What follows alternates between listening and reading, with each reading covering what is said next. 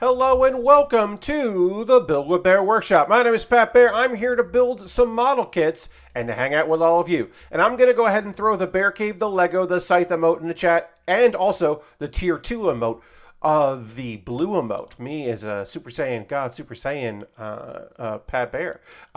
If you're currently a subscriber, reply with those emotes. Let me know you're here. Let me see you there in chat. If you're not currently a subscriber, you can just say hi. You can use other people's emotes, or you could just be a lurker and just like not put anything there and just like chill out. That's also okay. Ristofan's here. Hello, Ristofan. I'm going to actually move my chair, and Ghost Valve's here. Hi, Ghost Valve.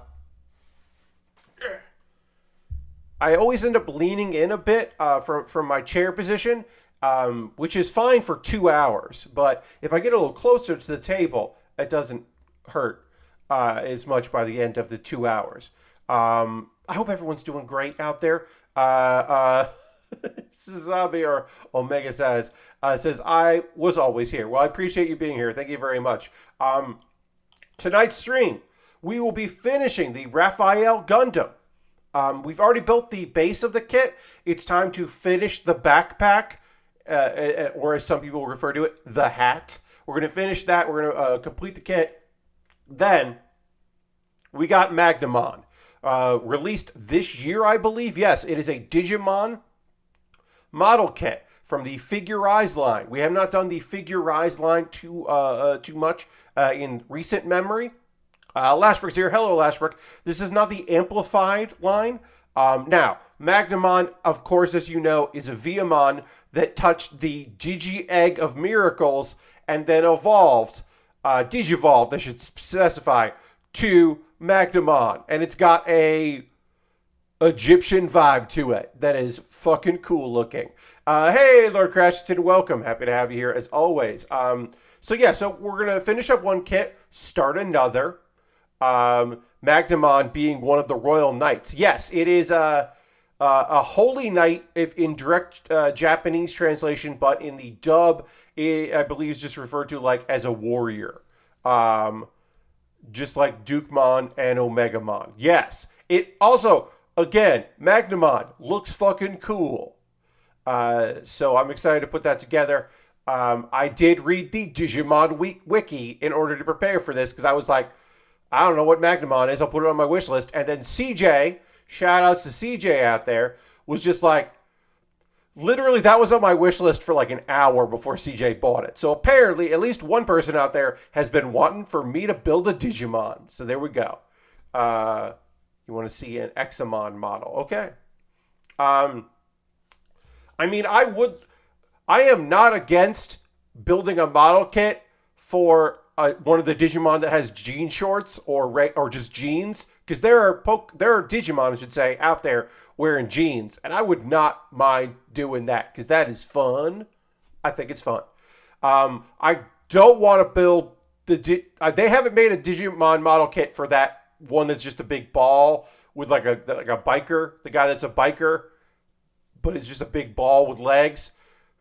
That is like a Digimon that it was like not a Digimon. I don't want to build that.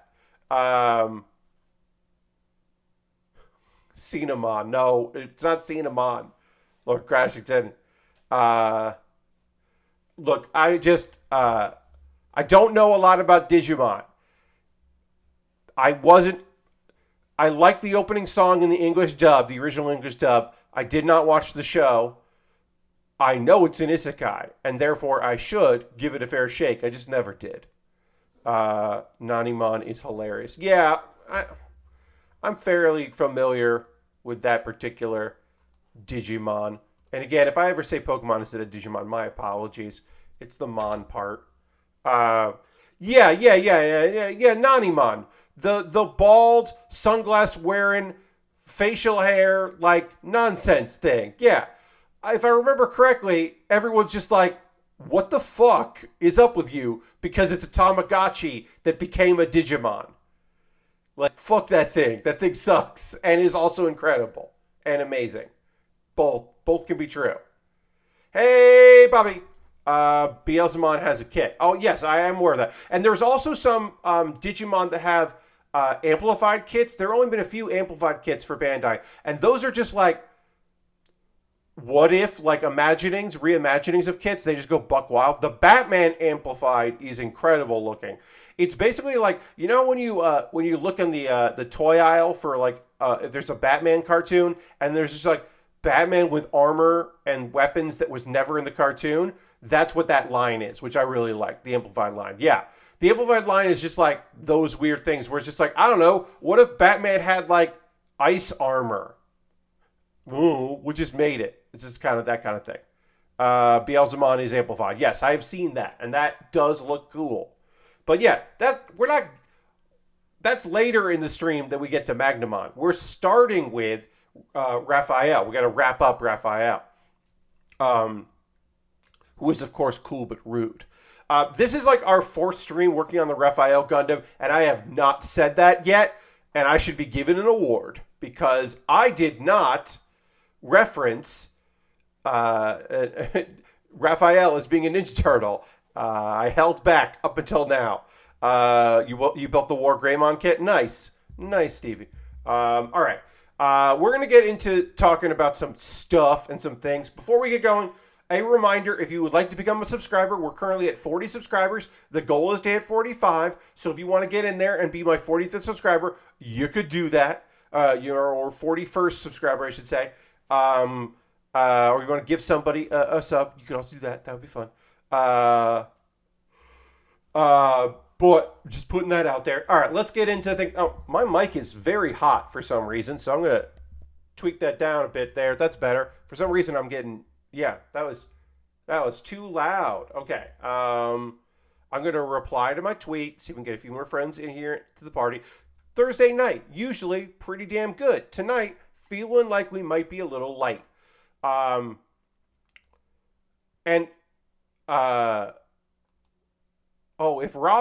If our friend Ramona is streaming when we're done, we'll raid Ramona for her working on some weird music because that's fun. We might raid Ramona tonight if she started because Ramona has a lot. Ramona is a VTuber, so that's already a lot of more setup than I have. But also, she just has a lot going on in her streams, so she requires a lot of like setup time. So sometimes she's just not ready to stream when she thinks she should be. Anyway, we're going to the overhead. As you can see, here's the Raphael Gundam. Again, cool but rude.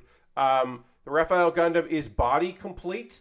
In my opinion, this kit needs more purple. We've got a purple chest piece and we got a purple backpack thing that we're going to cover. But like, where's the purple on the waist? Where's the purple on like the legs? There should be more purple on this kit. Red feet, sure, love it.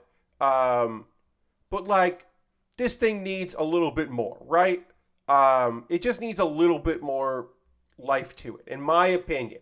But we're going to add a lot of character by completing the big backpack, which, as you know, also seems like a goddamn head.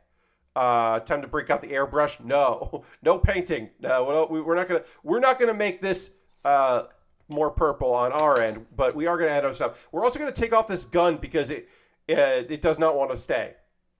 This gun does not want to hang out, but it is cool looking. I do like the weapon, so we'll put that aside.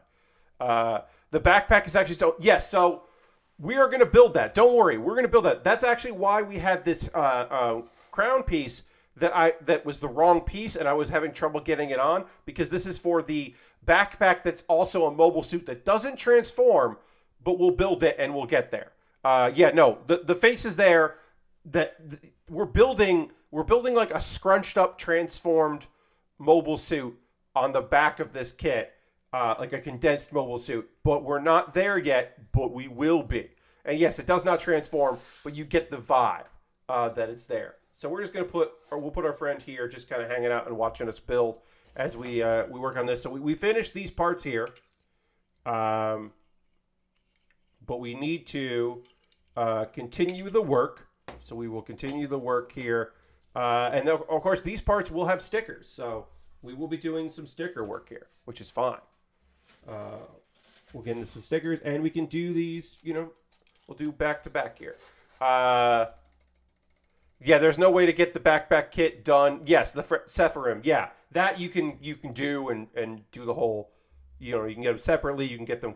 You get the one that's like not transformed, but then you can get them and combine them. Yeah, I mean, again, this kit is from 2010. Um, I you expect it to be a good build, but I'm not expecting it to be like the best thing in the world. I'm trying to manage my expectations with this particular model kit, but excited to build it. Let's see other things. Oh yeah, okay. So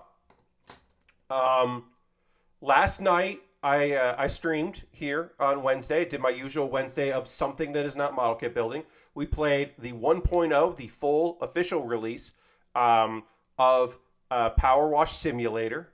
And turns out, no spoilers on this, but the vehicle that once you complete the boat, you unlock another vehicle, and it's wild. I don't know. There's another stage. I have to finish this vehicle before that'll unlock. And that's supposed to be a very big area, and I'll have to get there eventually. But right now, I am just completely floored by this vehicle that, again, I'm not going to spoil it because it is wild and weird, but cool. But I got that today because I had some time and just want to go back into it. But last night was fun. It will, unless there is a big expansion, I am probably done with Power Wash Simulator. You want me to take a look at Tank Mechanic Simulator? Okay, I did. We did one stream of Mech Mechanic, or I can't remember if that's the exact name, and that was fine, but it wasn't. It was a little too busy. It actually legit in detail, like you can put ammo and stuff. That's fun. Yeah, I mean, I can add that to the list. I am planning on looking at simulators in August. I am probably going to finally cover Lawnmower Simulator because I just never did. But yeah, I'm always up for taking a look at some other sims because I've really enjoyed Power Simulator. It's on the scale of sim that I'm looking for. You know what I mean? Like, sometimes it's annoying and difficult, but most of the time it's just pretty chill and good. All right, we got to put some stickers on this thing. And again, because it's 2010, these have symbols that I don't quite understand instead of numbers that I understand very well. But it's pretty easy to figure out what sticker they want here. The other ones will take a little longer to identify, but this is pretty easy for me to be like, oh yeah, no, you want to put this, we're going to make these, boosters here look like something by putting the sticker on there, which, it's fine. Not my favorite stickers, but we'll get it on there. Put that on there. Yeah, that looks fine. It's fine. And then the other side we have to do, okay, these are identical here. One on one side, one on the other. Where do these go? They go, oh wait, I put this on wrong. Yep, I put this on wrong. This goes like this. Got it. And then these go here. Okay. We'll apply these next. Yes, Sazabi, what just hit you? The Gundam Raphael, like this, reminds me of the MMRP Megazord combined with a Dragon Zord. Okay. All right. Yes, when they added all of the Zords together. I can see that. Yeah. Yeah, it got a little bulky when they added all of them. So, yeah, I could see that. So, let's see. It wants this one goes on this side here. Yep, right in there. Just going to shove this sticker right in there. Totally fine. And then which one goes on this side? That is 2 lines through it. One day I'll learn what these mean, but not today. Today I'm just going to enjoy it. So yeah, Power Washing Simulator, real good. Still recommend. It's on Game Pass if you have that service. I I do not know how much it is. I mean, I got it in early access. I paid $20 or whatever, $22, something like that in early access in the past. It has been well worth it. I have gotten many streams out of that game. Again, if there is a big update, I may go in and check back in with it, but probably I won't do like, oh, there's a new like special level out. I probably won't cover that. But I have very much enjoyed my time with it. And yeah, it was a good time. I'm trying to get this sticker in. The other one just slid right in exactly where I wanted it. This one took a little forcing in because I just shoved that in there. The game is $25 now, 20 in early access. That's right. Thank you, Lord Crashington. Yes, they had to bump it up. They had to bump it up to 25 so that they could then put it on sale for its.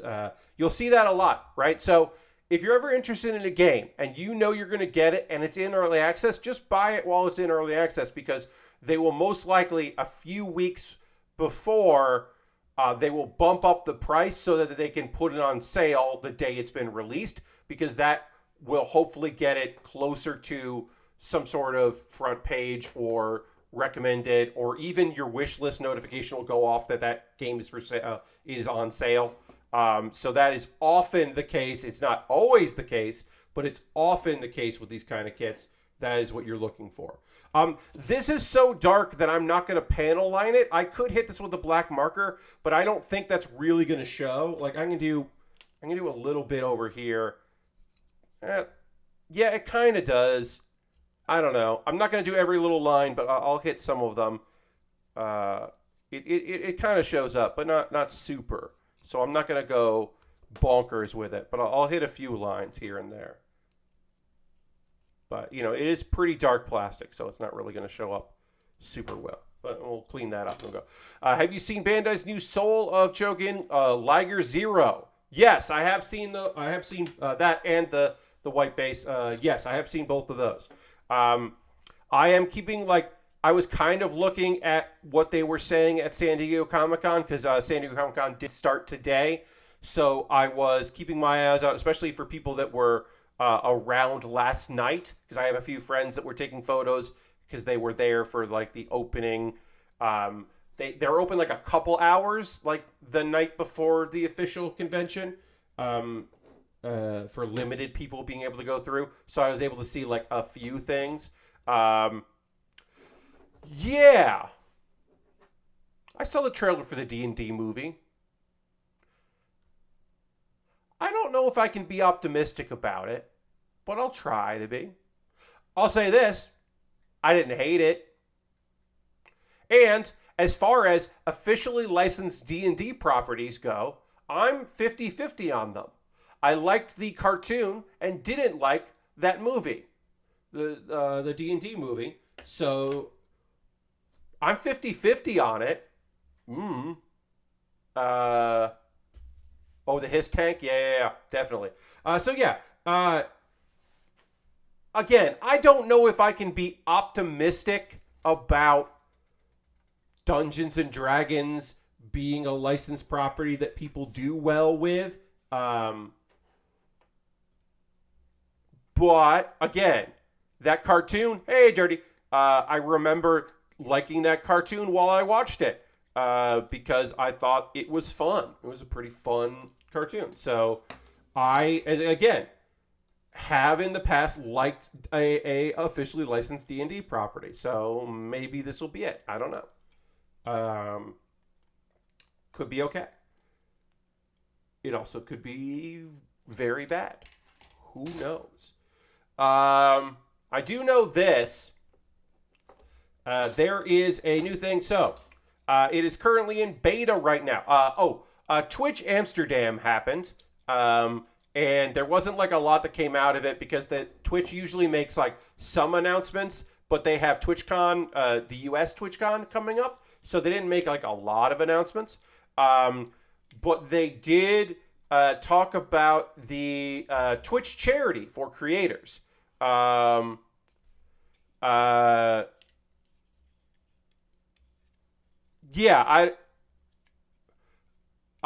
not big on Transformers as action figures, so I did not pay attention to anything Transformers at all. Mary Kish was indeed on stage at TwitchCon, as she is a Twitch employee on the community side.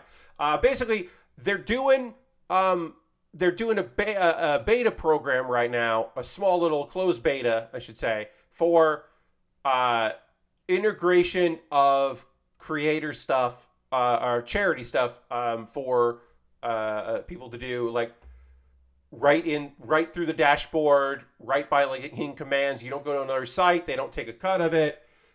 It's a smart move. It's a thing that one would assume they should have done a long time ago, and I'm glad they're finally doing it.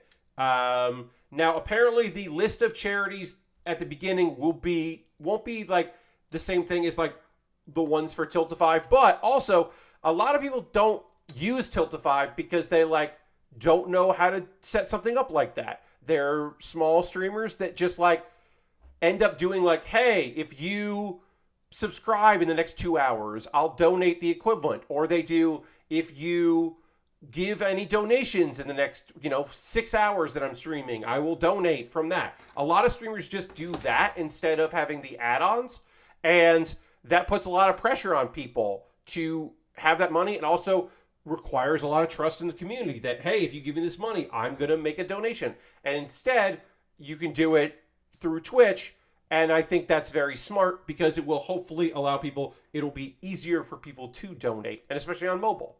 Yeah, so that seems like a good idea, and I hope it works out well. I mean, like St. Jude's Children's Hospital will be on there. Extra Life will be in there. There'll be more. It'll be very easy to set up a fundraiser, and I think that's like very smart. One would hope that they will put a lot of them in, and then you can add to your activity feed and all that, and make the pop-ups really easy to see and all that of the donations and your like goal bars and all that. I think that's just very smart. So hopefully that'll all work out. Again, it's just in the beta program, but that benefits people, and I'm excited about that. And they don't take a cut, and that's very smart of them to make that very clear, because of course they wouldn't take a cut, but they make that very clear in the beginning, and that's smart because also sometimes Tiltify goes down. Tiltify just stops working sometimes. If too many people are running big charity streams, sometimes Tiltify just stops working, and that's obviously terrible. So hopefully Twitch would not have the same issue, although they occasionally do run into issues like that. I mean, we're on a money grubbing organization right now. We're using Twitch right now. I don't know what to tell you. Yep, we're on Twitch. It's owned by Amazon. The alternative is YouTube, which is owned by Alphabet, and definitely not worse, but not better. So that is unfortunately the world we currently live in. That is our reality. But San Diego Comic-Con is a bit dead to me right now, and I haven't been paying attention to anything that came out today. I will read some roundups this weekend, but it's a weird show where I have people there that I am terrified and hoping they don't get COVID, and then cool announcements, some of which like came out. Tomorrow there'll be more cool announcements, but I'm not super amped about San Diego Comic-Con, I guess. So it is what it is, unfortunately. But I mean, I think I will keep my eyes peeled for things that excite me and are interesting to me. I know that the He-Man panel had Dolph Lundgren come out, and that's fun. the Masters of the Universe, Dolph Lundgren. That's kind of fun. I like that. I think that's like a fun thing to happen. I don't have a lot of context for what happened in the moment there, but I do like the idea that Dolph Lundgren was there. That's fun. Indeed. Especially with people that I don't know personally, but people I know got COVID at TwitchCon and then flew internationally. So that's, a nightmare. And a couple of people I know who hadn't had it yet, unfortunately, did eventually, get it. Unrelated to that, it's just, pretty nervous for my folks who are flying cross country and are going to a funeral that will be around a lot of distant relatives, some of whom are definitely way more conservative than we are, and who knows if they've been boosted. I do know that my immediate relatives have at least gotten their shots. I do not know if they ever got boosters, and so it's scary. My folks are flying cross country, and I don't love that. And then next month I'll go to New York, and wear a mask the whole time and try to socially distance as much as possible. But I told you one meeting I have is good. Oh, I don't know if I said this on the stream.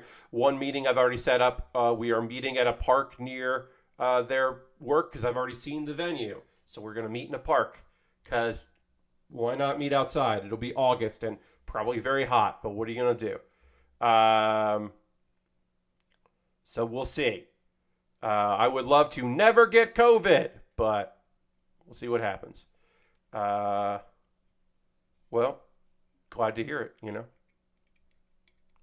Yep, that's the thing, right? Yeah, I had a little chat today with some people about conventions and wrestling shows because there are right now there's not like a wrestling show I can easily get to without driving for a couple hours, but there were a couple shows that like piqued my interest and maybe going that are not super close, but like not super far away. And I was just like, no, those are going to be small, intimate venues, probably packed with people, and I think I'm good.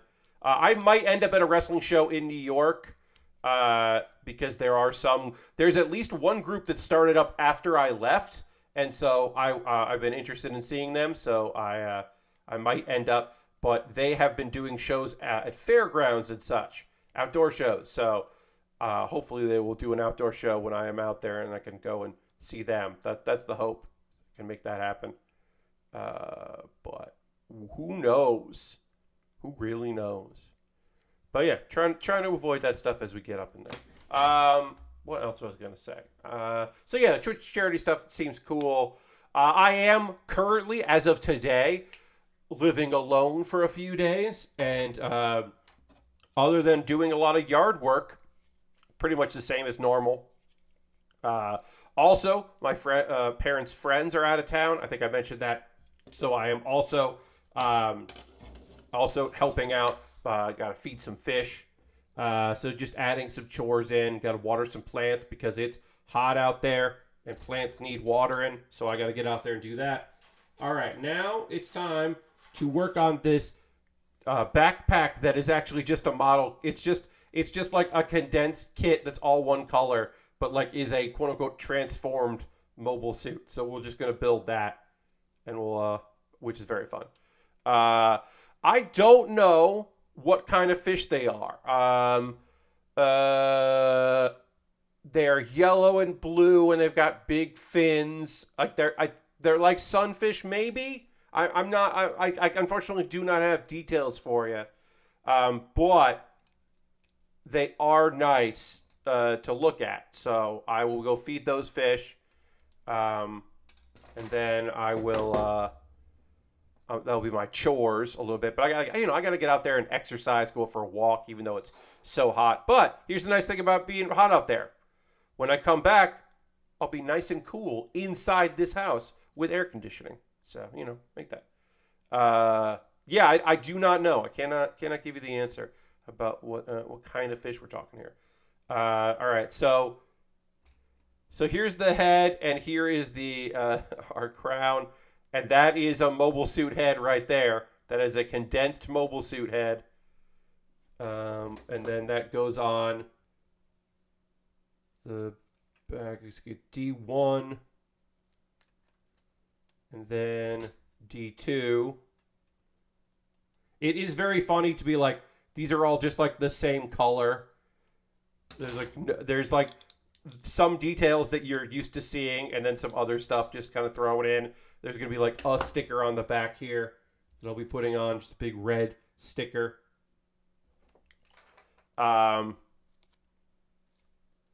Yes, I am not in the United Kingdom. I know my friends in New York without air conditioning. I used to be one of them, and I do feel for all of those folks that are they're going through this heat, sweltering. The small group of people out there that I know who are podcasters in rooms where they would normally have windows and fans going and have to turn those off. The nice thing about especially some people have air conditioners, but they have room air conditioners instead of like central air, like I do. So I can just like the machine, you don't hear it in this room. I can have air coming in here and it doesn't make any noise.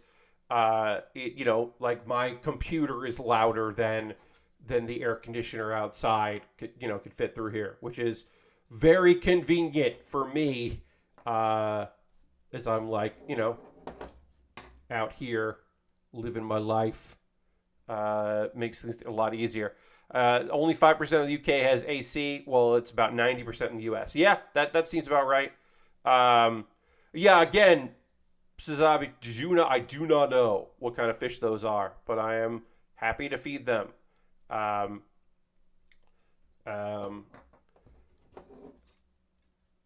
They also have houses. Yeah, I mean, like, they're just not equipped for this kind of heat. Like, that's just like the houses, that area. Like, we talk about, we've heard some of our friends talk about like areas of the country where they just like, there's 2 months of the year where it's hot and you put up with it. Like that was New York, right? I didn't have an air conditioner because there were only a couple months of the year where it was truly unbearable. And then one year it was a lot of the summer was unbearable. And it was just like, well, I knew this would happen someday and I'm just living in pain right now. Hopefully we'll get out of this, but right now, fucking sucks. And you feel for him, but yeah, I definitely don't want a fish that is prone to jumping out of the tank. I mean, I also probably don't really want a fish to begin with. It's fun enough, I'm happy to help out my neighbor because they're friends with my folks, and it's nice to be helpful to people. But like, I'm not.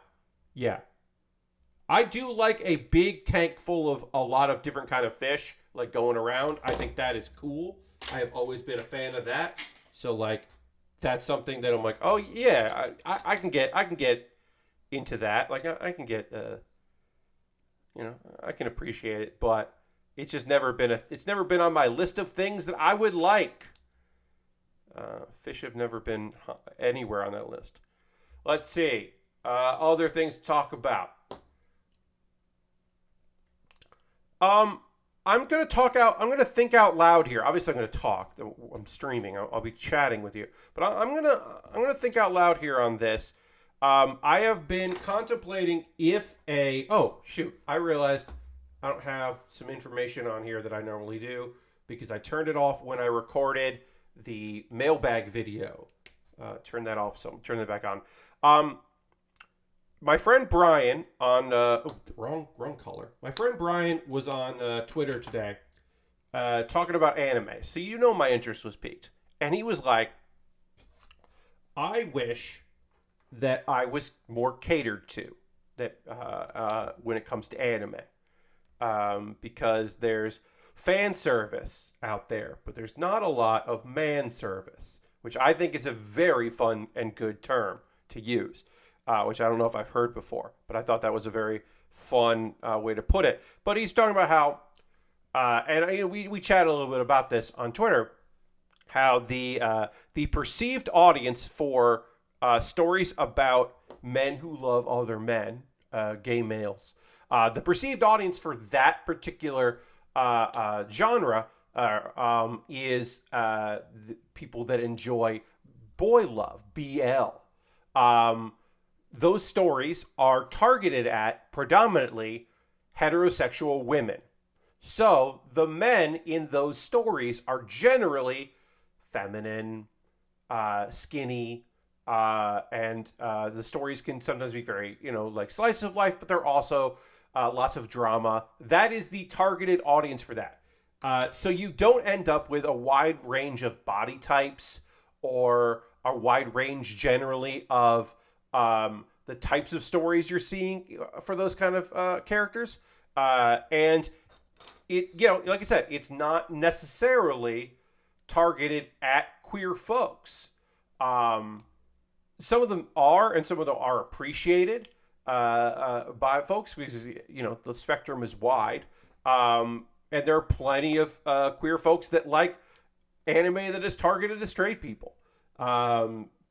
But it is interesting. I have found it interesting to kind of think about that those kind of things. Like I was like, okay, what's the buffest guy who is definitely out and gay in an anime, like that is not a caricature where them being queer is a joke. And it's the drummer in the anime Given is kind of a muscle dude. He's not an athlete, he's a drummer, and he's like punk rock cool. And I'm like, I think that's it. Because I'm thinking of like, what are the popular queer anime out there that focus on gay men? And it's just like, they're mostly gymnasts and ice skaters and yeah, but I'm saying Puri Puri Prisoners, part of Puri Puri Prisoners' whole deal is the fact that it's a joke. Like, inherently, their presentation is meant to have their presentation received by other characters within that world is meant to be funny. So I was trying to think of a masculine presenting strongman type of gay male character that is not for comedic effect. And it's hard to find that because those are generally perceived to be jokes. The man who is gay or man who is interested in dressing like a woman or a trans woman are often presented with facial hair or 5 o'clock shadows in order to indicate to the audience, hey, we're going to make fun of this character. This is a joke character for us to laugh at. That is, yes, someone who is gay because that is the character, not gay because that they wanted to have a gag character, a funny character in the story. Gay panic is obviously awful, but a trope, right? Like, our main character is going to be like propositioned by this character of undetermined origin, but is presented in a way to make you go like, oh no, or oh weird. This character is flirty, and you're like, oh no, get out of here. And it is meant to elicit like a like which is sucks. All right, so how does this connect? There, okay. It just pressure fits. That feels weird. Anyway, that's just this whole thing feels very strange. But that is that again, that is because the fact that, all right, your gay media out there, gay animated media, because manga is different. There's wide variety, especially manga that is done through websites and specialty magazines, but there's not a lot of specialty anime. Anime is 99% of anime is we want to put this on television, and then a very small percentage is we're going to do this like direct to video. There's not a lot of direct to video anime these days. So you end up getting it pretty homogenized. But your gay media, your queer media that does end up happening as anime is girls that are definitely in love with one another where nobody talks about it, but it's very clear. Subtext instead of text. Your boy love stories, which again are presented for a heterosexual female audience, perceived to be. And then your like feel good queer fiction.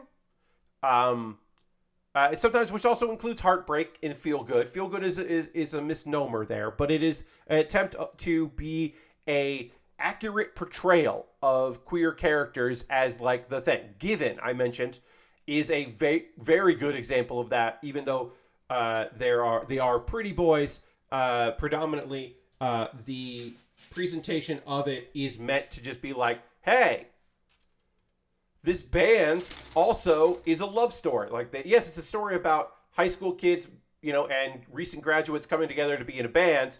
But it is not meant to be, but it's also a love story between two young men figuring shit out together. And the heartbreak that goes along with it, and then very fucking cool music because it's a great anime with music. And then there's gay characters that are gay panic characters. And of course that also, again, extends into Japanese video games, certainly. And I'm talking about anime in this context, but I should say this is not unique. There is a whole culture, again, presented predominantly for heterosexual women in Korean and Chinese comics that is slowly seeping into Chinese animation that is like best friend guys that are best friends and don't have any women in their lives, but dedicate their lives to always being together as best friends. Gay male subtext that's basically fucking text, because you can get like here's the thing, the web novels are gay as hell, and then it slowly, as it goes from web novel to webtoon to animated feature or animated TV show, it starts getting stripped out there. But those web novels exist still, so then people fill in the blanks of these characters, these characters that are definitely a couple, but you're not getting it in there. So it's not just about Japan, although since we're talking about anime, that's primarily what I'm talking about. And so I'm wondering, I guess this is an episode of Pat Bear's Anime Club talking about this, but it's a topic that I would love to explore, I think, with guests at like a queer convention. I think like talking about that and talking about those things, because it is a heavy topic. It can be a heavy topic, but it is also a topic that like I am fairly equipped to talk about, but certainly not an expert. So I don't know, but it is a gay as hell was my nickname in college. Yes. Nice. Last Baldridge. But yeah, like it's frustrating because like he was talking, so specifically my friend Brian was talking about Bara. Like there have been sumo anime, but like what if there was a gay sumo anime? Or like what if there was and there are queer stories, but like let's fucking get into it. Let's go for it. Let's dive into some body types we don't see represented so much that are appealing to a wide variety of folks. But yeah, it's like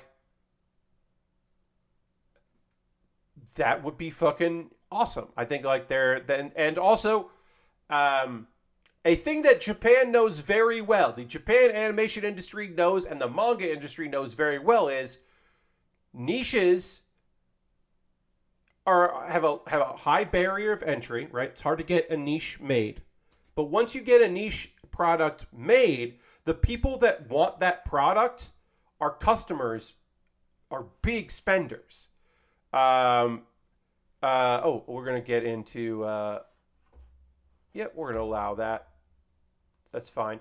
Um, Harmony of Dissonance has the two bros being best friends, but possibly there is one girl in the game who's a friend as well. But the two main dudes are very much gay subtext. Yeah, and those things like come up, right? Like the gay subtext in media is certainly there. Like last season, I was watching that anime RPG Real Estate, and it's very clear that two of the four girls are very much a couple, or they could become a couple. It's very clear that they spent episodes hinting around at it, and there's no goddamn payoff for that. So it's just queer baiting.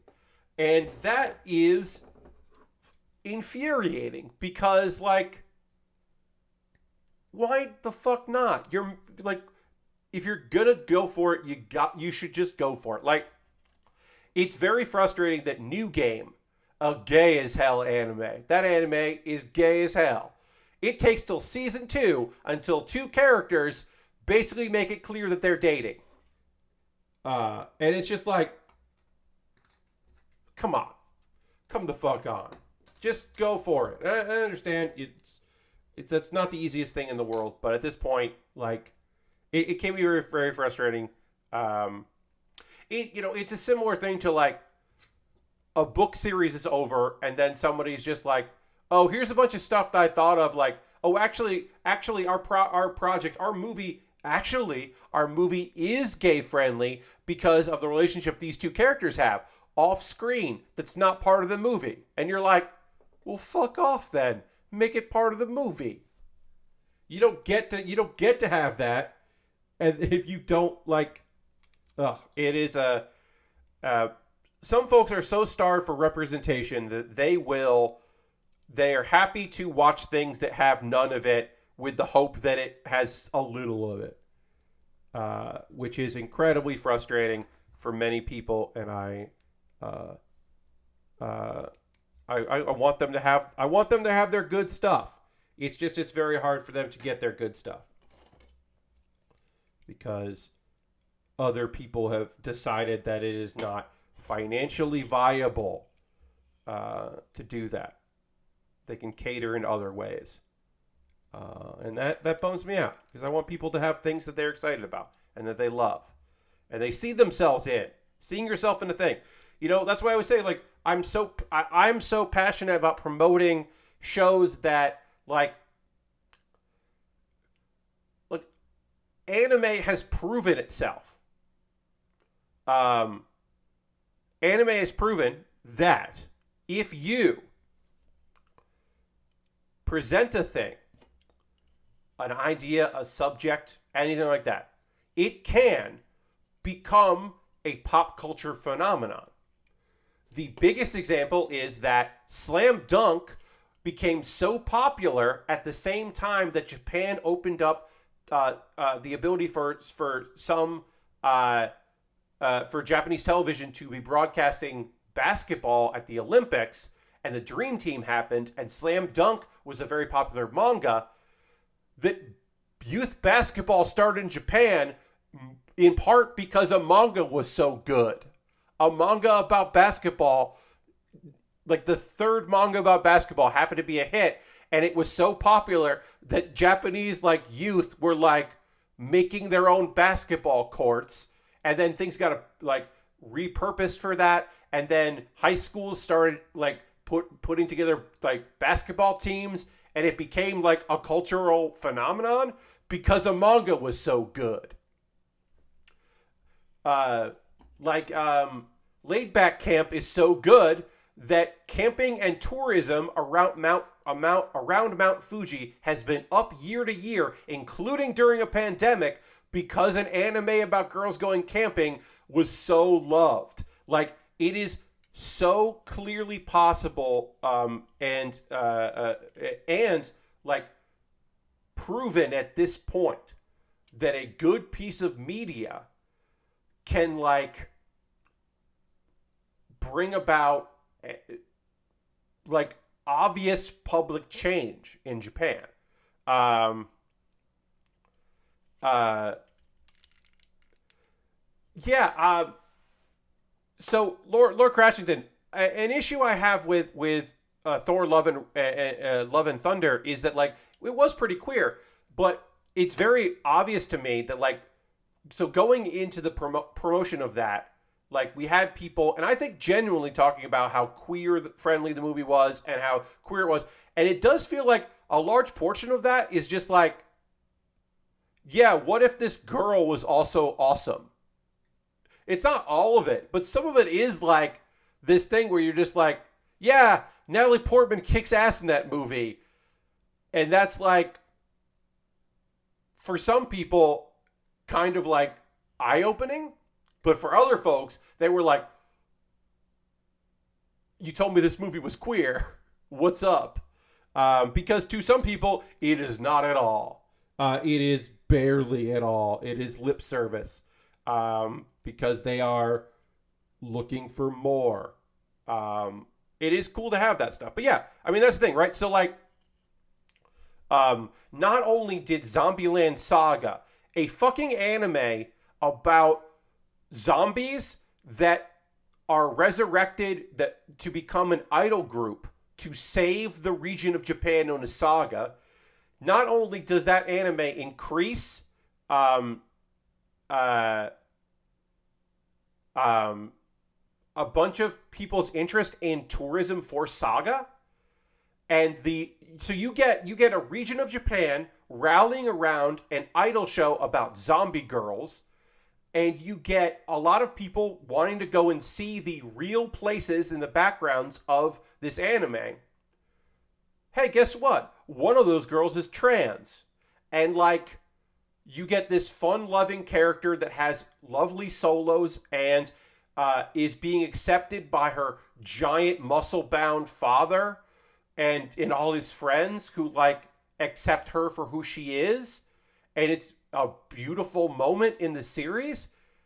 And it's like, well, that series that's very popular, that does all this other stuff, they're championing this little trans zombie girl. And it's like, that's gotta, no, I don't say it's gotta. It makes people feel seen. And like, a friend of mine who's really into cosplay was like, hey, what are some characters that came out this year that I should cosplay as? And she and I talked a little bit, and I was like, look, I'm not saying you have to.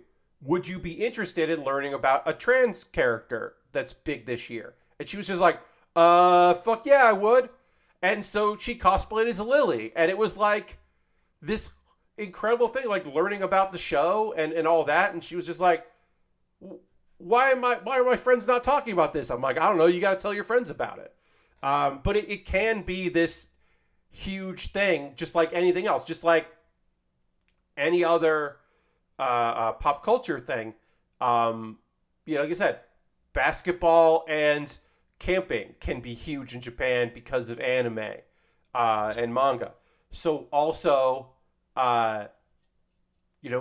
these kinds of loving portrayals of queer folks can be like, can be fantastic. And like, that's why folks scoff and feel often pretty terrible about poor representation and poor like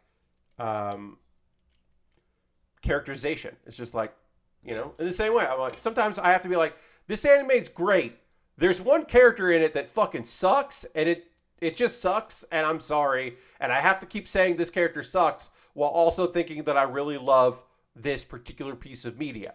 And those caveats are awful. In the same way that, like, if I'm talking about this loving portrayal of a character, I should also say that, like, the main dude in Zombieland Saga has his heart in the right place, but the way that he gets results sucks.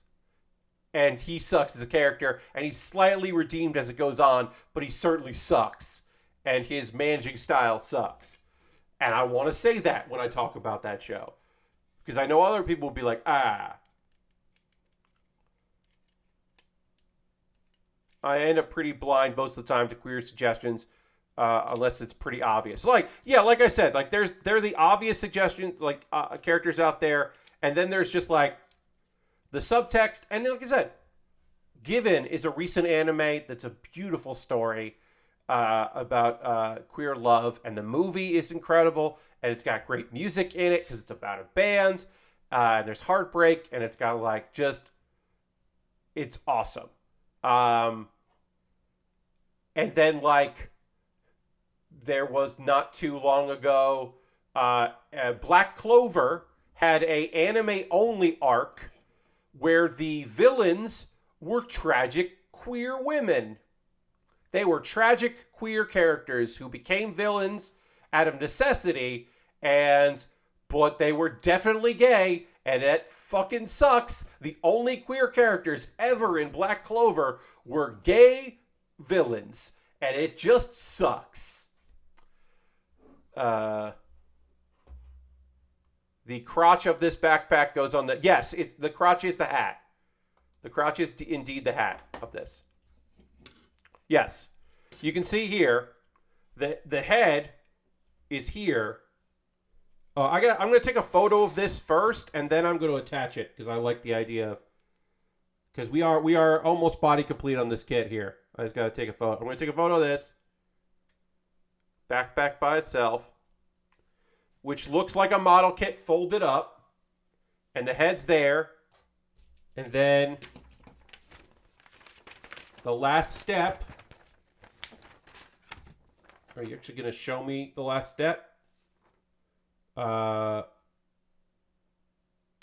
yeah, I can also make these like claws, but I'm not even going to do that. There's a way to take these apart to make claws, and we're not even going to worry about that. If you want to know what these parts are, there's a way to take these off and like add in other parts, and we're not even going to worry about that. We're just going to assemble it and be done with it. I think that's fine. But yeah, now I got to take this, and it's going to go on here, and then this is going to go over this part. And I'm going to do it, I'm going to take this off the stand here. I'm using my Paralympic Games Tokyo 2020 stand. I just happened to grab that. There's no real reason for it. So yeah, this fits in like this. Nope, that didn't work. Come on. Try using both hands here. Am I missing something? Let me go back here. A little bit. But yeah, you can take apart a bunch of this shit and it's just weird. And we're not going to worry about any of that part, you know. But I do need to find, okay, so yeah, I got to lift that up. And then this just goes down. I'm going to do this part. I'm just going to try to attach it like this. Oops. We'll figure this out. And then we'll take a pause for the cause, and then we'll start our Digimon kit. And talk about some other anime, which so far has no queer text or subtext at all on either show. And I don't expect there to be any. Because... Okay, so why is this being weird? This has got to go up like this. And then this just goes down. And then, because it wants to sit like here. So this has to go like that. Okay, got it. That goes like that. Hey, we just got raided by a party of 18 from Jared, Papa Jared. Thank you so much. Welcome, Raiders. Hi, everybody. I'm Pat Bear. I am currently assembling a nonsense model kit. Welcome, everybody. We built the Gundam Raphael that you can see here, and now we're putting on its backpack that also looks like a hat. Now, the lore of this is that this is a different mobile suit that folded up, because you can see it right there, and it folded all around and then became a hat for this other kit, and it doesn't fit together that well. So it's fun. Yes, thank you for the follow. Welcome. Welcome, everybody. Yeah, so I'm going to try. This is not assembling in a way that I would enjoy, but we're gonna make it work. Again, this kit is old. It's from the year 2010. So we're doing our best with it. But yeah, if you are unfamiliar with me, I'm Pat Baer. I build model kits and Lego sets. We'll just do this over here. And once a week I play video games on Wednesday. But tonight is model kit night. We're finishing up this big old weird kit, the Raphael Gundam. We're going to talk a bit about some anime in a little bit because I also like to talk about current season of anime. We just finished up a pretty good discussion a bit about queer focused anime and how its unfortunate target audience is rarely queer people. Which is a shame. Some manga certainly does it, but not enough actual anime does that. Often the anime audience for particularly boys love, the male-focused stuff, is often, unfortunately, solely looking at attempting to woo an audience of heterosexual women. The supposed only people who are interested in the kind of boys love genre, which is why you have a lot of feminine, quote unquote, feminine featured pretty boys falling in love with one another instead of a wide variety of queer expressions. Yes, so, had a bit of a discussion. Well, like Yuri on Ice is queer as hell and presented for a female audience. Haikyuu has the hintest, the sniffs, the tiniest bits of some queer subtext, but also really wants. Honestly, Haikyuu, like many anime, honestly really just presents ace situations without ever calling it out, because a lot of those people are just non-sexual beings. But we're not really getting into that. We don't get into that particular thing. It's just how it ends up being, because no one explores their sexuality in those programs. They just don't have any. But yeah, it's often just subtext. Yuri on Ice is clearly queer characters, whereas Haikyuu is like characters that don't have any sort of sex drive except a couple of them. And then after the series is over, they're like, two of those people ended up dating. Yeah, the boy and the girl ended up dating. Yeah. Don't worry about it. Yeah, that happened. Yeah, you wouldn't expect it, but it did. And you're like, all right, I guess. But most of them don't have any relationships at all with anybody. And you're like, yeah, all right, I guess. Sure. But anyway, I finally fucking put this thing together. This nonsense kit of this big hat. I have been wanting to build this for a while. It is so barely held together right now that when I go to present it to you, so here's the thing. I'm taking a photo of this kit, and then I will present it so you can see what it looks like. But I have to take a photo of it now while it hasn't fallen over. Because my fear is that this kit is going to fall apart when I try to tip it so that you can see what it looks like. It's just not going to work out. So I got to take a photo of this now while I can.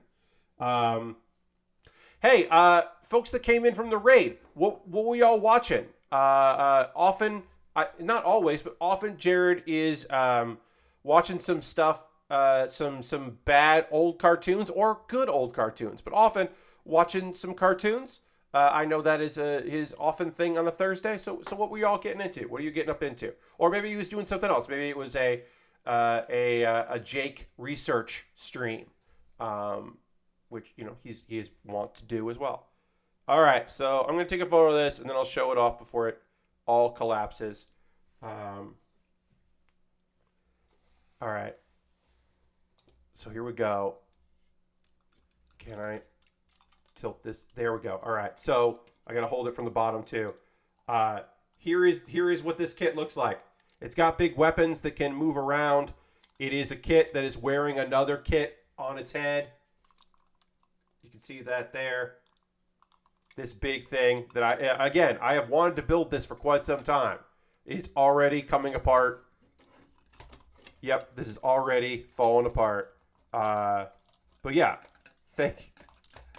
And then, yeah, this is what the Raphael looks like, just as it is.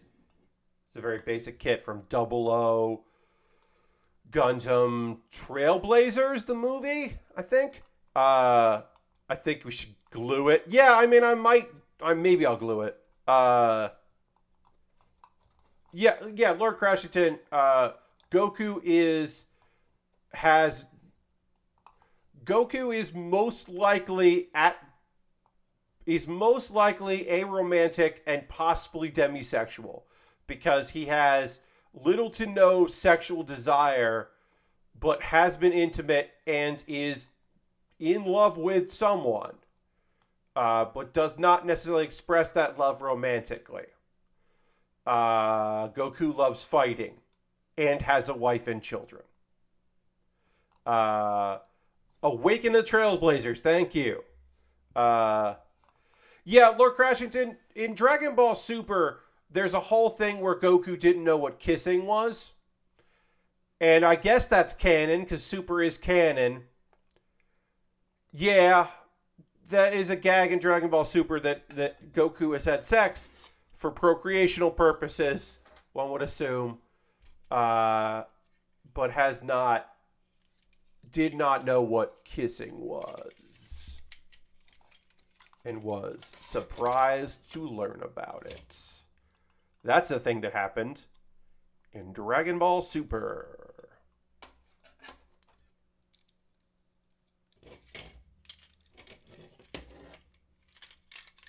There are some good things about Dragon Ball Super. That's not necessarily one of them. There's a point where Goku and Vegeta have big beards, and that's fun. It's a little bit of like a reference to the mustache Vegeta from GT, but yes, indeed. So, Omen, it would be... There are, by now in Dragon Ball Super, more... There's like... We do... Hey, in Dragon Ball Super, we find out that Vegeta's had a younger brother this whole fucking time. So, there was another in that world Saiyan. And then also we're introduced to Saiyans from a different dimension. But it would be weird if Gohan and Goten were adopted because they are half Saiyan. They're definitely half Saiyan because Dragon Ball Super, they're needed for the God Super Saiyan stuff. Yeah.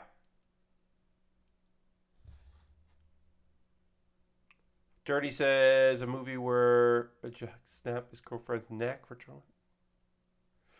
Dirty, I do not know the name of this movie that you are talking about. No. And I don't necessarily want you to Google it with the information that you've presented in the chat. But if anyone in chat knows what Dirty's talking about, I guess that you could help him out. Depending on the context, maybe that movie is fucking great. But the only thing you remember of it is not awesome. Dirty. All right, so we are set with that kit. We have completed that kit. It's time to move on to our next kit.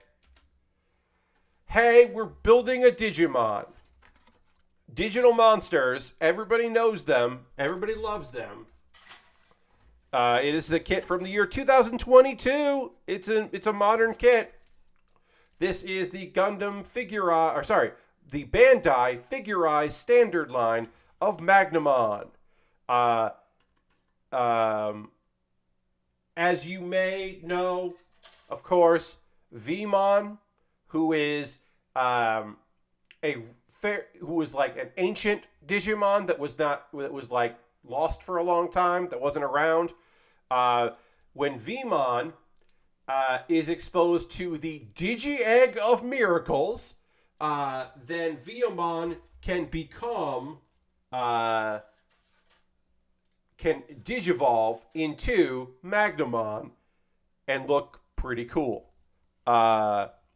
Look, here's the thing. Digi-Egg of Evolution is a fucking great phrase. When I read that, I was just like, well, I'm going to keep saying that.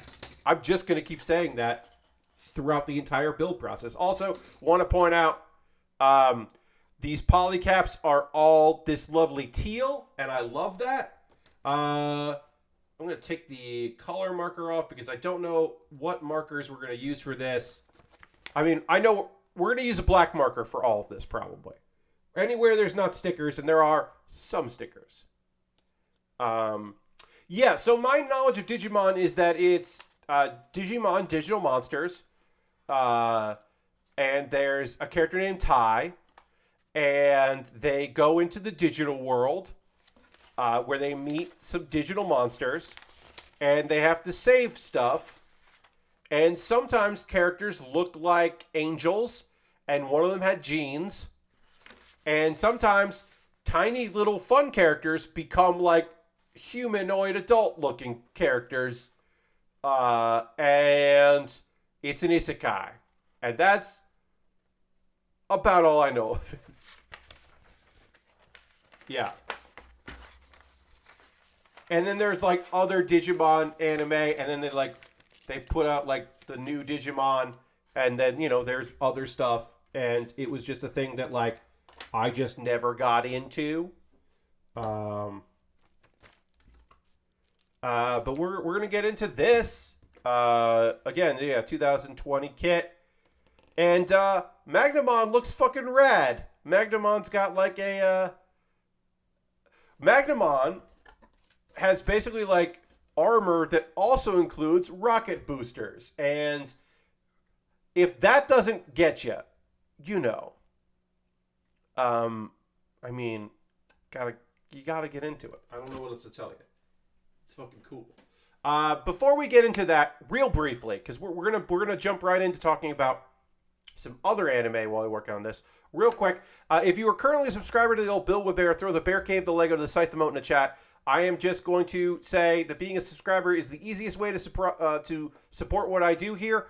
For $5 a month, cash money, or your Prime Gaming token. But if you are a subscriber, throw those emotes in. If you're not currently following me here on the channel, please give me a follow so you know when I go live for my model kit building on Mondays, Thursdays, and Saturdays, 9 p.m. Eastern to 11 p.m. Eastern. And every Wednesday, 9 p.m. Eastern to question mark, usually 10:30 to 11-ish, playing video games or some other thing.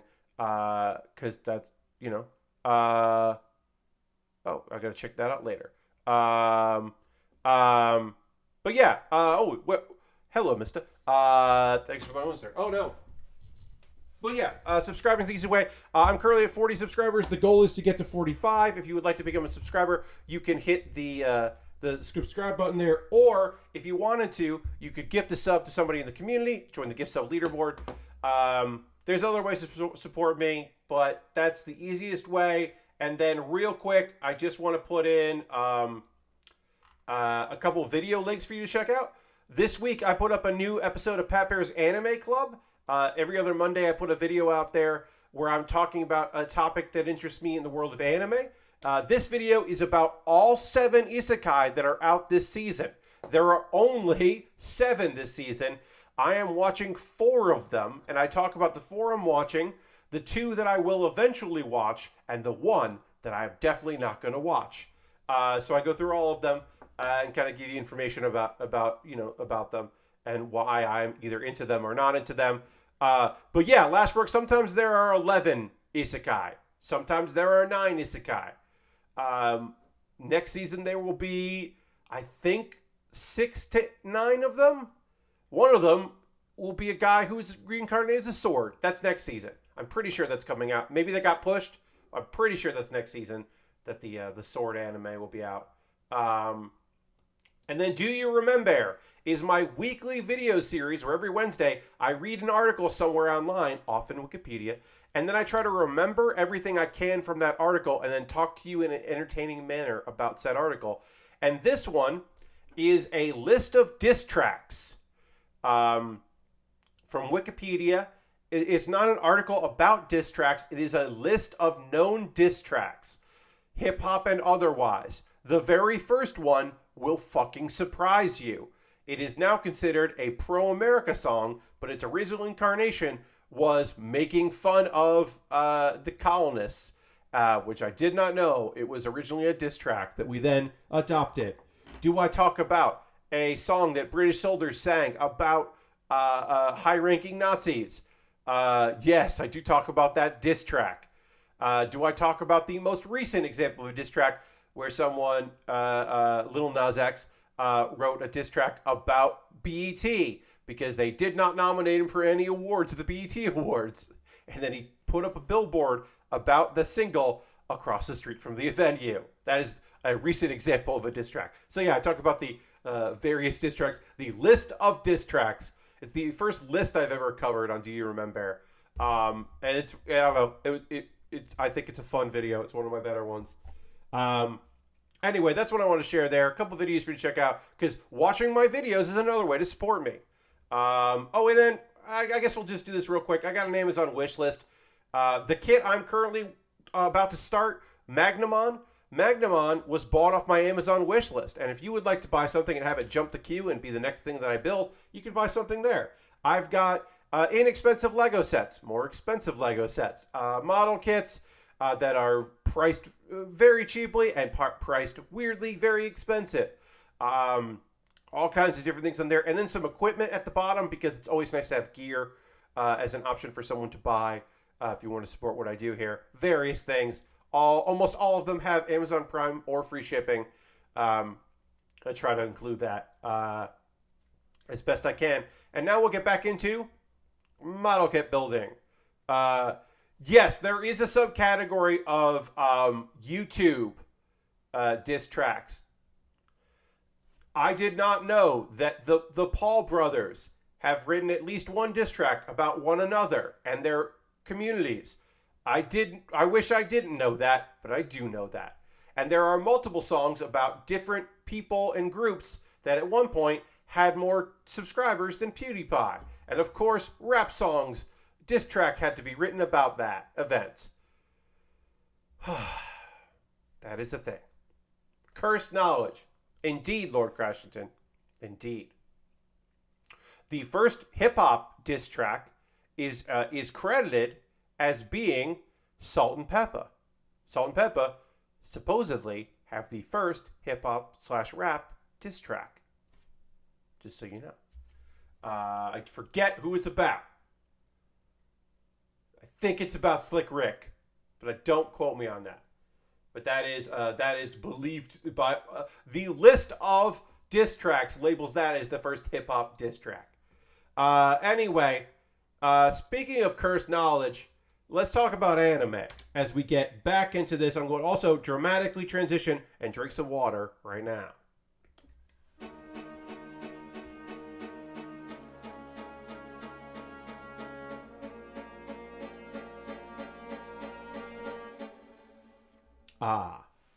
The dramatic transition.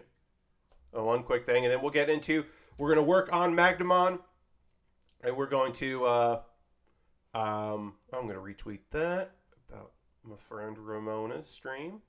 And then we'll get into talking about Call of the Night. Now, I should say, we are talking about episode 2 of Call of the Night. Okay, Dirty was thinking of the 1998 psychological horror movie Disturbing Behavior, which I do remember the name of, but did not watch. Call of the Night, episode 2. There has been a third episode of Call of the Night out.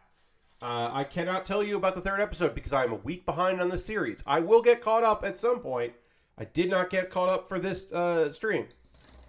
Now, if you are not watching Call of the Night, it is on High Dive, which you need a subscription to watch. There is no freemium model. There is no ad-supported model for that company. They are paid only, but there is a trial. I am not sponsored. This is not sponsored referral, but I do think that High Dive has some cool anime on it. And I do pay for my subscription to High Dive. It's not, this is not an ad, nothing like that. Just information. Call of the Night is beautifully rendered. It is the so many wonderful blues and purples. It is a vibe anime about a young guy um, named Yamori. Yamori is in high school and he is lost. He is like he doesn't know what he wants to do with himself. He is stressed out. He doesn't really have a lot of close friends. His closest friend um, asked him out, and he didn't know how to respond to that. So he hurt her by just like the very concept of being in a relationship is not a thing that he has any experience with, and he didn't know how to respond to it, so he didn't. And that has just made his life complicated. First episode, he sneaks out of the house to explore the night, kind of like see what's going on there. And the very first person he meets in the night is Nizuna.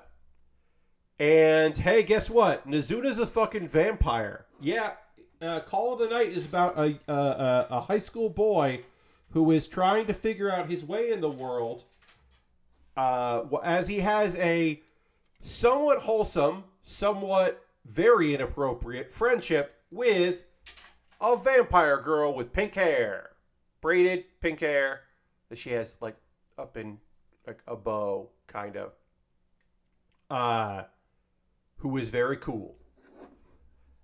And yeah, he's like, hey, make me a vampire. She's like, I don't think I'm going to do that.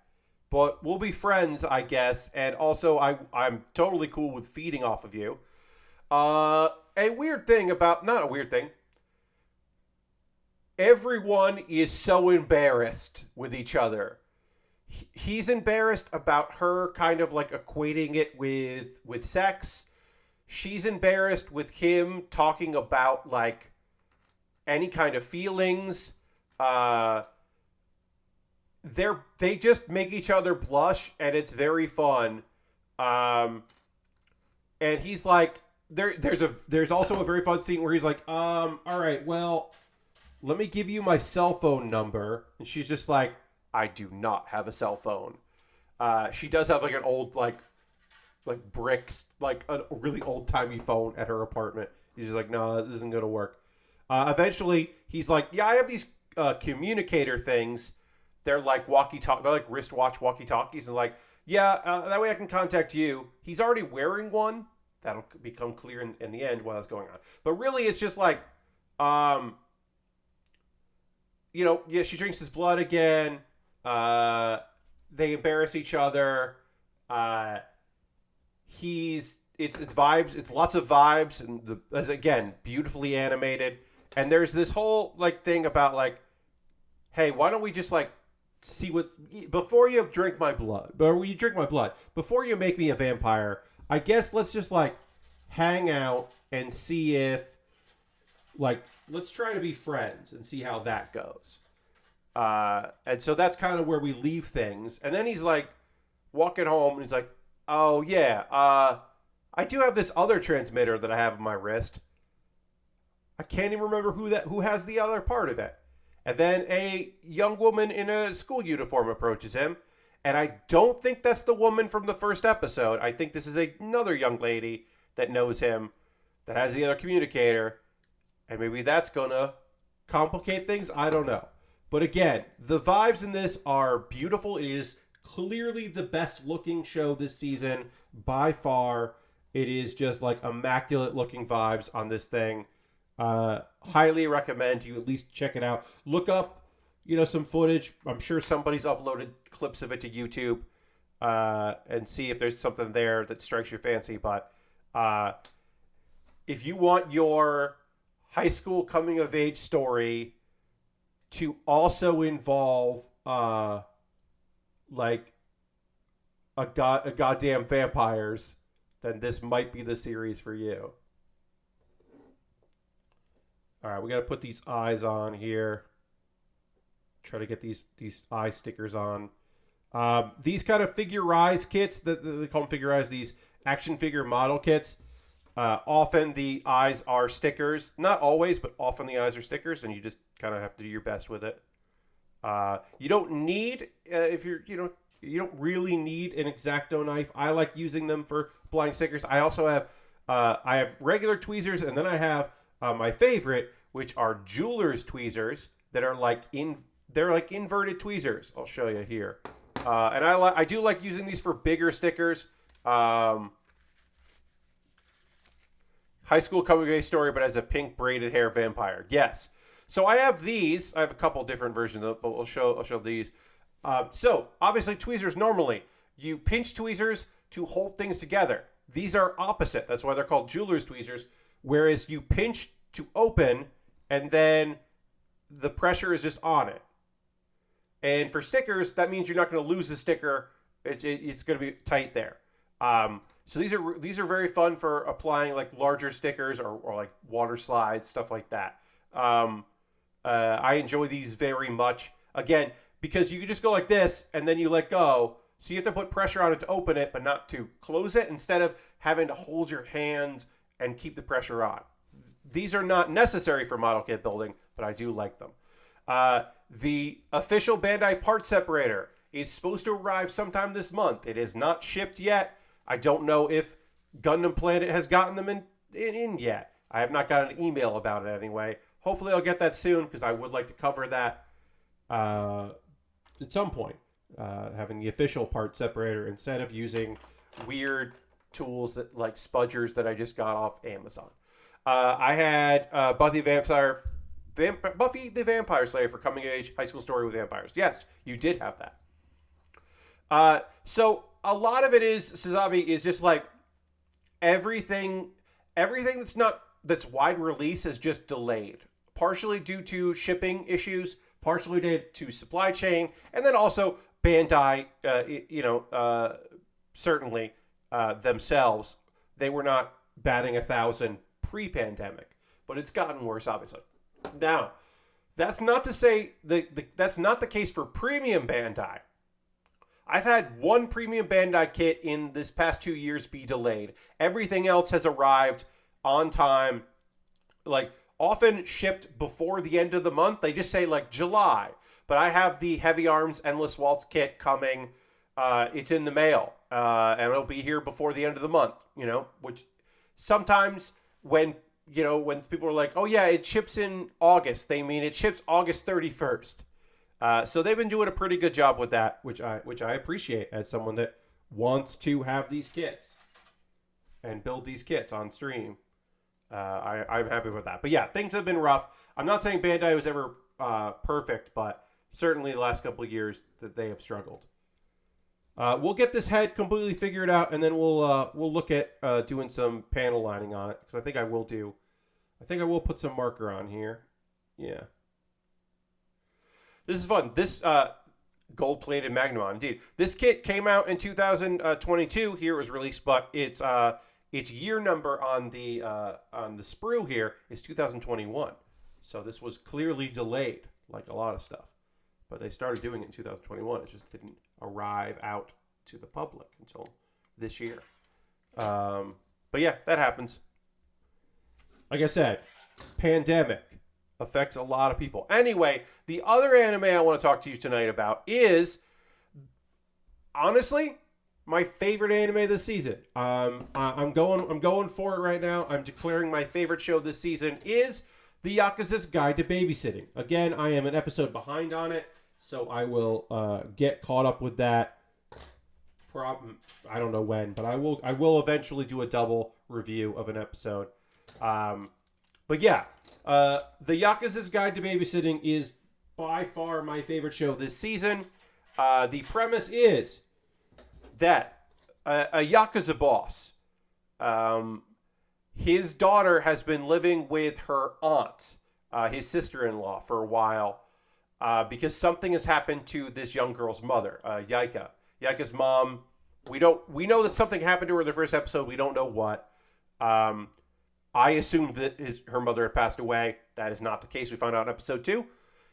Her mother has been in a coma for a really long time. There was a car accident and she's in a coma. Anyway, this boss is like, all right, my daughter's coming to live with me. She hasn't lived with me, and now she is. So she needs a bodyguard. She needs someone to look after and help her out because I got stuff going on. and the woman that's kind of been raising her has her own career, and she'll be around, but not she can't focus on it. So, okay, my number one lieutenant, Kirishima, you're going to be in charge of my daughter.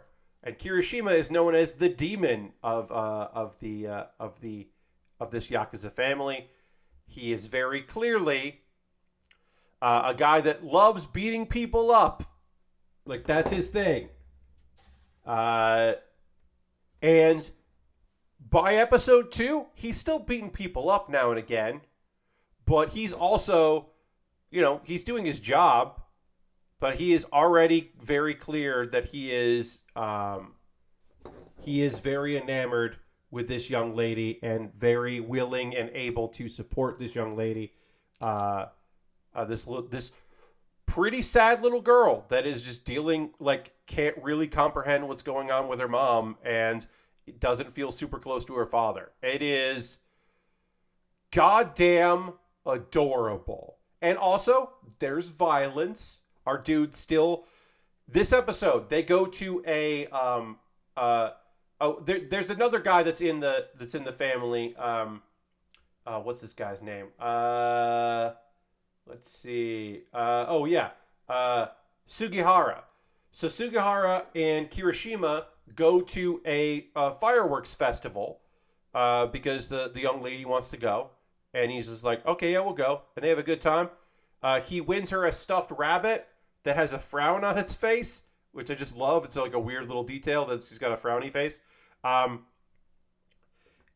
He wins that by pretty much letting the carny guy who is cheating know, you're really cheating in this neighborhood? Is that what you're doing? And intimidates him. But he doesn't, use violence because the young lady's there. In the first episode, he, has her, count to 20, and he runs over and beats up 2 dudes. And then it's like, oh, my friends ran away. Sorry. They got nervous, and they'll meet you another time.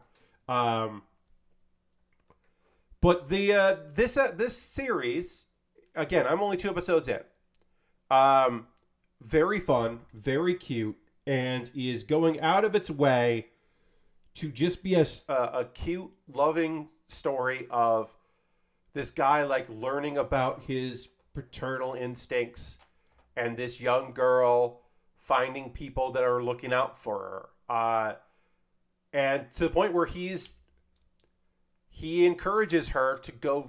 She's scared to go visit her mom because her mom won't wake up, and she kind of blames herself for that. And she's mad about what's happening. And he's just like, your mom was so good that God played a trick on her, and the reason why your mom can't wake up is because she's still fighting God. Which is just a fucking lot to tell a little kid. But the way this dude can figure out how to explain why her mom is in a coma for all this time and why she won't wake up. It's just no, she's sticking it out. She was supposed to be gone, but she refuses to, so that one day she can see you again. And it's just this is episode 2 of this show. Jesus Christ. But I'm still on board, and I want good things for all these characters, and they're great, and I want Kirishima to be a good dude.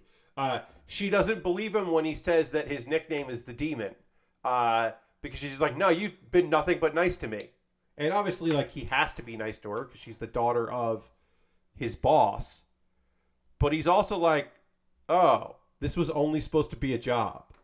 That's how episode 2 ends. It's immediately beautiful and great.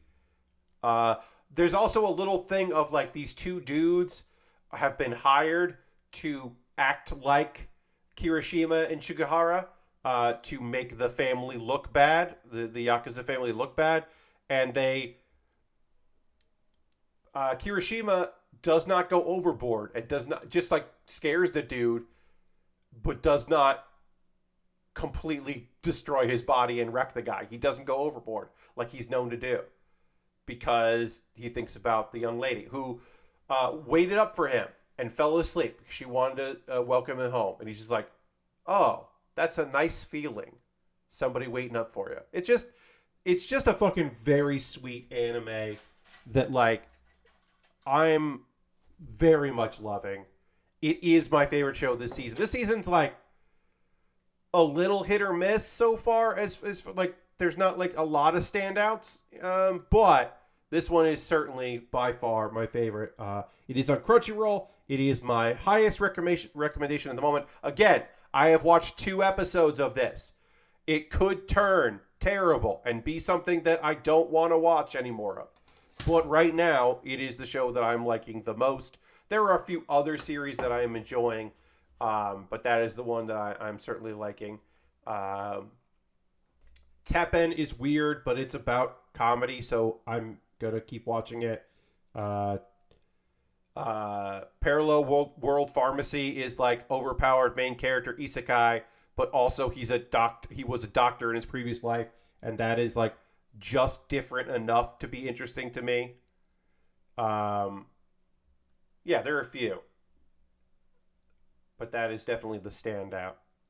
I have not watched any of season 2 of Devil is a Part-Timer, which just started because a big portion of Devil is a Part-Timer season 2 appears to be now the Demon Lord has to raise a baby. And I was just like, well, I don't know. That seems weird for this show that there's suddenly a baby. Okay, but I will watch it. I just haven't yet. I recently learned the Japanese voice actor for Kefka of the Final Fantasy franchise also voices Megatron in the recent Transformers show in Japan. Nice. It's heavily influenced by the sweeter moments of the Yakuza games, or is doing its own thing. Lord Crashington. So it's more of a redemption story because Yakuza in its heart is about a guy that has always been a good dude that happens to owe the head of a family. Like Yakuza is a different series if he is adopted and taken in by an orphanage director or a high school principal or a gardener. Then you just see then it becomes a series about the world's coolest gardener, right? But he just happens to be in a Yakuza family. So Kiryu is the world's most honorable Yakuza member, right? This is about a redemption story. This is a guy that like only has violence, and we find out episode 2 that our dude Kirishima, like his mother passed away and was important to him at some point, and he's in his 20s, so it certainly affected him. That by taking care of this, looking out for this young lady, he is changing himself, probably for the better. One would hope for the better. So that's kind of what we're getting with there. Whereas Kiryu is just like always the best. He just happens to be a Yakuza. This is more of a sweet redemption story and like maybe found family. So yeah, there are some differences. All right, now we're going to move on to the body of this kit, and it's time to talk about video games. I want to hear from you, friends. What are you playing? What's going on? What are we into right now? Are you playing Stray? Are you did the convention, the Warframe thing get you back into Warframe? Have you been checking out Halo? What are you into? What do you got going right now? As always, I do love to hear it. I love to hear what you're all up into. I will say for my part, I played Power Wash Simulator today and yesterday, and that was good. And I certainly enjoy that game. And I am getting kind of excited for the Hearthstone expansion next month, but like not like super excited. I've been feeling a little mixed about that. I want to be more excited than I am for that particular expansion. But that's kind of all I've been playing lately. Artist fan is, I'm more than halfway through Stray. It gets a bit spooky. Yeah, I've heard there's a little spookiness in there. But it looks cute. I have not purchased it. I don't know if I will. It is on Steam, and I have thought about it, but money right now is not flowing like water for me. So I am trying to be fairly particular about what I purchase as far as games go. I am still looking for something fun to just grab on Game Pass, and I will at some point just end up picking something up from Game Pass and playing that. I just don't know what that's going to be right now. Um, uh, Fans looking forward to more Hearthstone. You've been playing the Quest Hunter for the first time. Okay, yeah, I got a Quest Paladin that I like. It's mostly for getting like spells done, but I do like that deck. I've gotten a little success with it. Really, right now I'm just playing a dual paladin, dual and big paladin basically, and it doesn't do great, but it sometimes wins on turn 5, and that's fun. Live Alive comes out tomorrow, says Last Ring. It snuck up on me. Gonna have to try and pick that up at lunch tomorrow. Hell yeah. Play that Live Alive game. Enjoy that shit. I hope you have a lot of fun with it. And then Dirty says, I rolled credits on Monster Hunter Sunbreak for the PC and started checking out the new update for No Man's Sky today. After some troubleshooting, I have to turn off Windows audio service to launch the game at the moment. Gotta love Windows, my friends. It's not always the fucking worst, but sometimes it's bad in unique and new ways. You're just like, what are you even talking about, video game? What do I have to do to get this to work? Always a fun challenge. Not always, but often. I should say, often a very fun challenge. To just get shit to work in any way. All right, we'll get some of this chest done here. But yeah, I gotta find a game. I gotta look through PC Game Pass and try to find something that I really want to play. I mean, I will eventually finish Power Washing Simulator. I keep saying Power Washing. I will finish Power Wash Simulator. That is a thing that I will complete. I will complete all the main stuff. I gotta work on the vehicle that I just unlocked today. So that's like tomorrow. Mr. Jeff Gerstmann will be streaming at 1 p.m. Eastern Time, 10 a.m. Pacific, and he will be playing Dragon's Dogma, and then maybe other things, but certainly starting with Dragon's Dogma. And while I am hanging out as a moderator, I will also be probably power washing just as it goes. That feels like a good game while I listen to Jeff, because I'm not the most interested in watching him play Dragon's Dogma, but I do like being there, and I am also a mod. I believe, yeah, Jeff is using the pawns. I forget the name of it, but he's got some friends. Yeah, he's got some digital friends in there. Dirty rolled credits on. Oh no, sorry, you already said that. I already said that out loud. I believe, yeah, he's using some friends. I think he got a healer fairly recently, which was good. I remember that was switching to that was good. But yeah, I will probably play some Power Wash Simulator tomorrow while he streams. And obviously, it depends on how many mods are in chat. If it's just me and one other person, I will try to focus more. But if there's like 4 or 5 of us in there, then I can kind of be distracted and play and Power Wash along. Also with Power Wash Simulator, it's fine. Yeah, Wristvan, I streamed House Flipper when it first came out in early access. I liked the flip. I liked the house renovation part. I did not care about the try to sell the house, the flipper portion. I just liked completing tasks and painting and doing demo. I enjoyed that. They got very defensive about people being upset with their inclusion of a racist meme in there. Because they had references to later they referenced the Ugandan Knuckles meme, And then people were like, hey, this sucks. They were like, no, it doesn't. It's just funny. And I was like, I don't need to keep playing this game. I'm good. I did appreciate that they had, you could turn off because there were bugs that you had to vacuum up. And they had a way to make that so it wasn't bugs. And I appreciated that. But yeah, I was not into their response because I think it is. I understand that there are so many goddamn memes out there that everybody doesn't always know what the deal is with memes and their origins and or their uses. But once you know that shit, hello, welcome. But once you know, you got to be like, nah. I'm just trolling the PC Game Pass list looking for pack games. Yeah, I'm probably gonna do Lawnmower Simulator at some point. Uh, yeah, basically, uh, it's. I'm not gonna get into it, but it is.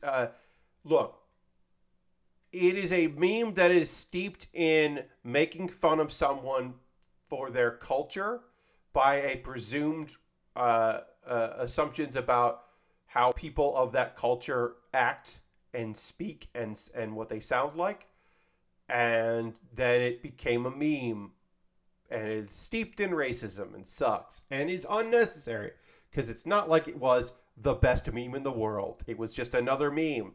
It did not have to. But people are like, no, no, this isn't. This is important for me to care about.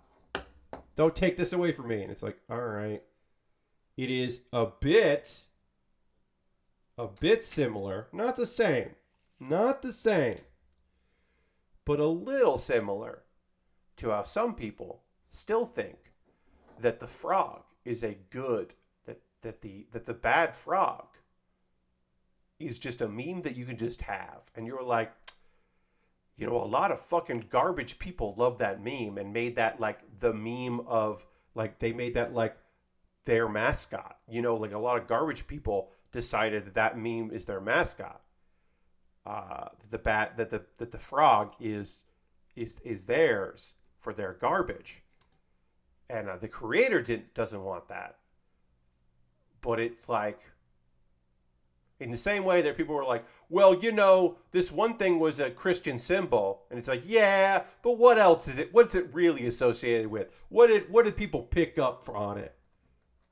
Because like intentions can be great, but like, are you taking back Pepe, or do you not care enough that it is a symbol of white nationalism, adopted symbol of white nationalism? It's like, because it's just a fucking frog cartoon.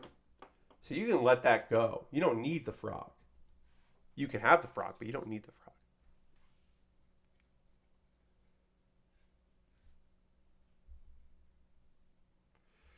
Yeah, the goofy voice it's racist. That's the thing about the goofy voice.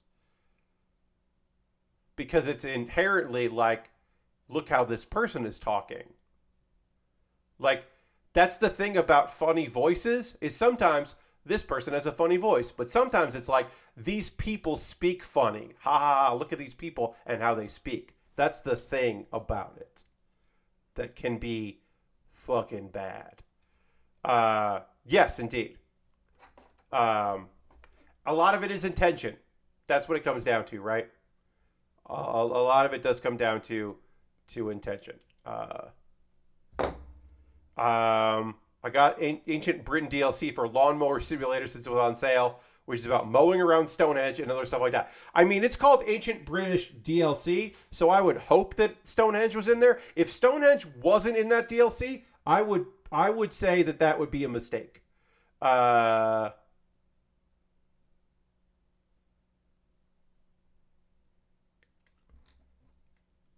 I mean, like I said, a lot of it is intention. Um, and also, as always, my friends, they're not knowing the cultural significance of a thing is not. Um,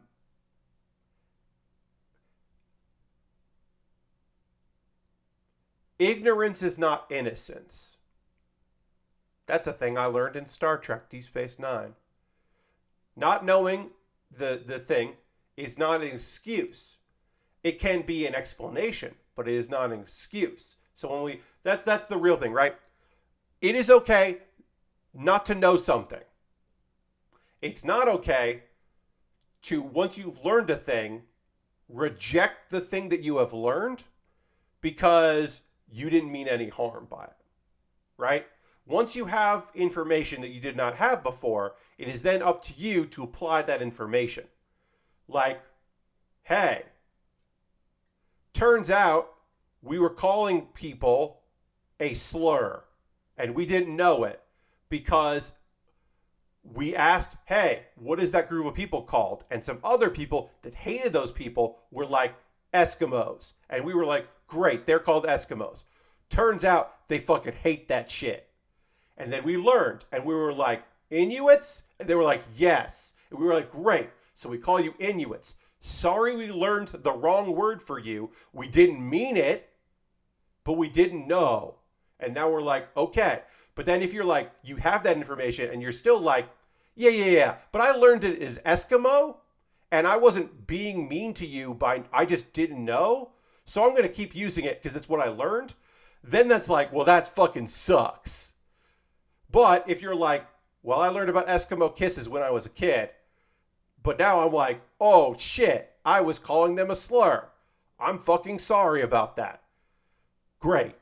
That's generally what it is when you are. It is the easiest, simplest thing I can give you as an example for that is just like, we were wrong. We were wrong from a lack of knowledge. Now we can correct that shit, and there we go. That is the hope in those particular instances of like, didn't know, we'll change it. Indeed, and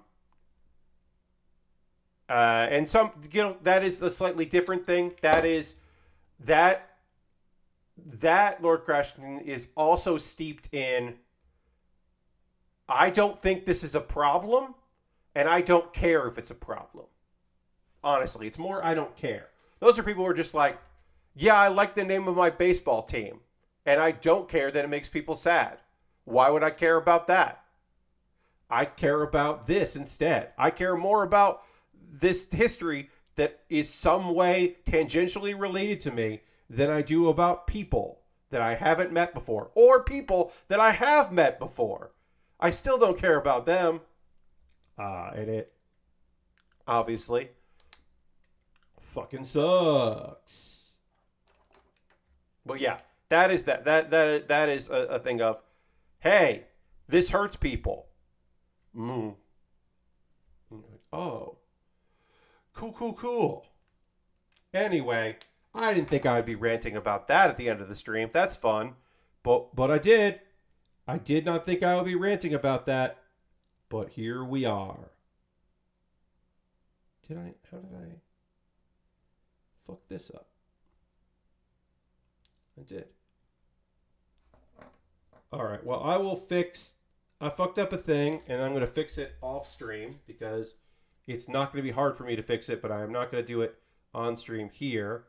But somehow I forgot to put a part on. I need 2, number 5. It's off there, and then, yeah. Somehow I didn't put a piece in here that I have to do that. So I have to do that now, but I'm going to do that off stream. I'm not going to do that on stream. I will assemble this myself later, but we've gotten some done here on this. But this stream will continue on Saturday. This build will continue on Saturday, so please come back for that. But right now what's going to happen is I am going to raid. That is how the stream ends. We end every stream with a raid. I'm going to go find somebody out there doing cool shit that we're going to go hang out with. I think we're probably, if she started, we're going to go raid Ra, my friend Ramona, who does weird, cool music streams. She's putting together a music album. And we'll see if she's streaming. If she is, we will go raid her. If not, we'll find someone else awesome to go hang out with and raid. but I do want to give her because I'm also a mod there, so I should probably hang out with her if she's raiding. Again, I don't know if she is yet. If she's streaming, she is not streaming yet, so we cannot raid Ramona yet or tonight. But who's hanging out? Who are we gonna go raid? Who's doing some stuff? What is? Mitch is playing Everhood. I don't know what Everhood is, but I do know that my friend Mitch, P2 is online, is fun, a fun friend. So we're going to go raid Mitch, who, again, not quite sure what Everhood is, but it looks like an indie game with like a silly art style. So we're going to go give Mitch a follow. Or a raid. So feel free to come along this raid. If you don't want to, you don't have to. I'm not making you. But if you'd like to come on this raid, that would be fun as we go hang out. And I'll be back on Saturday at 9 p.m. Eastern to keep working on this kit. So please come back for that because I would like you to. Thanks so much for being here. For friends that came in because of Jared, thank you very much for that. I appreciate you spending any time with me here. I hope you have a good rest of your evening. I will see you in the future. And goodbye, everybody. Goodbye, goodbye, goodbye, goodbye. Goodbye, goodbye, goodbye.